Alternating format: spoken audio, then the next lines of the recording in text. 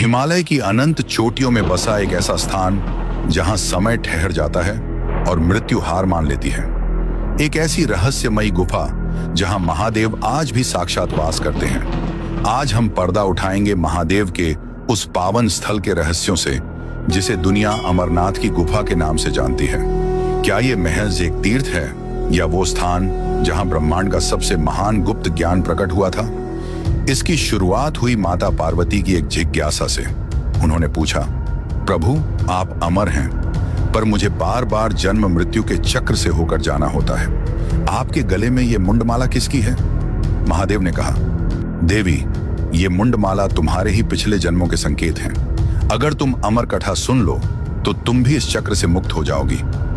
पर यह ज्ञान इतना गुप्त था कि इसे सुनाने के लिए शिव को एक ऐसे स्थान की तलाश थी जहां कोई तीसरा जीव न पहुंच सके, और वो स्थान बना अमरनाथ। यात्रा शुरू हुई, लेकिन ज्ञान देने से पहले महादेव ने अपनी हर सांसारिक शक्ति का त्याग किया।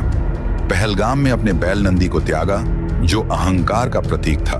चंदन बाधी में चंद्रमा को उतारा, जो समय पर नियंत्रण था। शेषनाग झील में अपने सर्पों को विदा किया, जो वासनाओं से मुक्ति थी, और पंचतरणी में उन्होंने अपने पंच तत्वों का विसर्जन कर दिया। अब शिव न शरीर थे न नाम, वे केवल शुद्ध चेतना थे।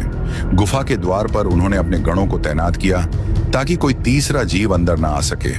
कथा आरंभ हुई, लेकिन अमर कथा सुनते सुनते मां पार्वती गहरी निद्रा में चली गईं। इसी बीच कथाओं के अनुसार कहा जाता है कि वो अमर कथा 2 कबूतरों ने सुन ली। जैसे ही इस बात की सूचना महादेव को मिली, वे क्रोधित हुए, लेकिन उन दोनों कबूतरों ने महादेव से कहा, प्रभु अगर हम मृत्यु को प्राप्त हुए तो आपकी कथा असत्य हो जाएगी।